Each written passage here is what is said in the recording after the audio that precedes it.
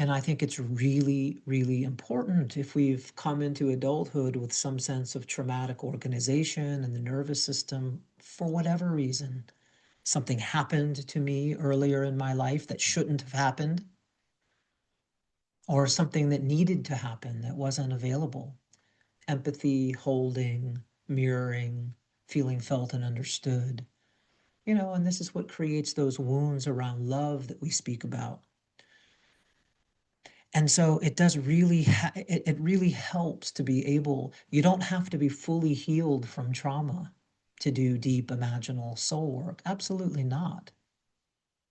What you do need, in my experience, or what's very, very supportive and helpful, is to be able to access some of a felt sense of safety, a few moments, and this will be an aspect, one of the aspects. The foundation for all of this work is a felt sense of safety in the body, in the nervous system, in the psyche.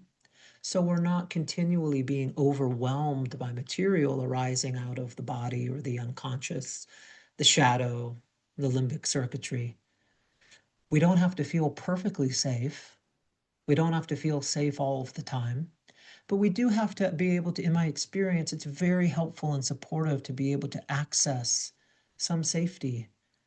And what I mean by that is to have our window of tolerance, to be able to be inside our window of tolerance when we do the imaginal work, when we do the meditative work. And yes, we might be surfing on the very edge of that window. But the point is that we have to be able to experience some level of feeling and activation in the body and the psyche without falling apart, without having to immediately enact or bring online those old circuitries of fight, flight, freeze, shutdown, collapse. And we'll be working on that, of course, during the year, which is deepening and widening our window of tolerance.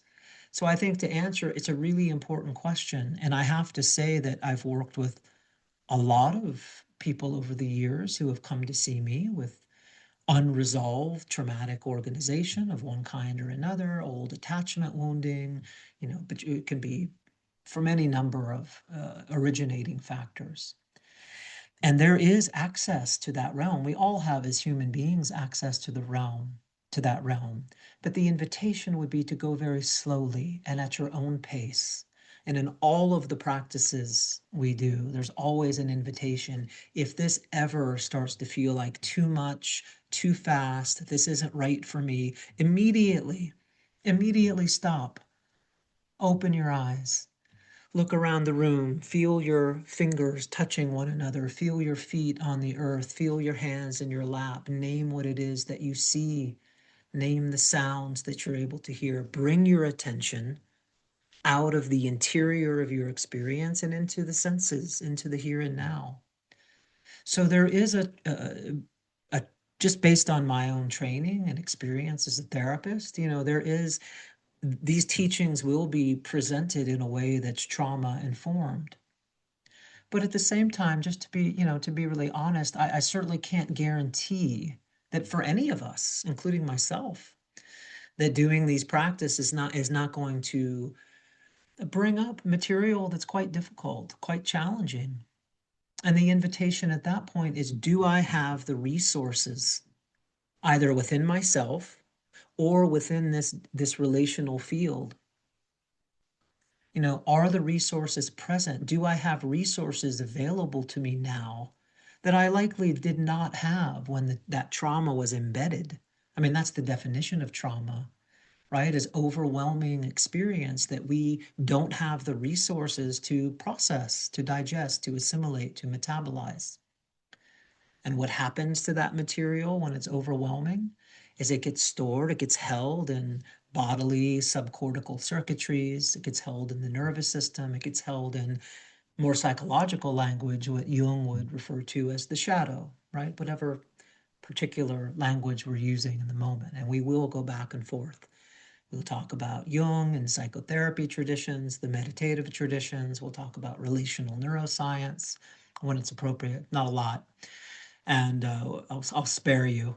And we'll also talk about alchemy, what the alchemists discovered. We have a whole range of tools in our toolkit. And I think the capacity is there to do all of this work, even if there's unresolved trauma. That's an absolute yes. The only caveat being is that you or any of us, if we're coming to this work with that unresolved material, we have to go very slowly. We have to lead with safety, kindness, compassion. Not, oh my God, I have to do this practice. I'm going to get in there. I'm going to do it. Or what did he say? He said, visualize, because all of that just generates a lot more sympathetic activation. We cannot do integrative work, shadow work, imaginal work, soul work, and certain kinds of meditation from outside of our window of tolerance. Integration is not possible outside the window.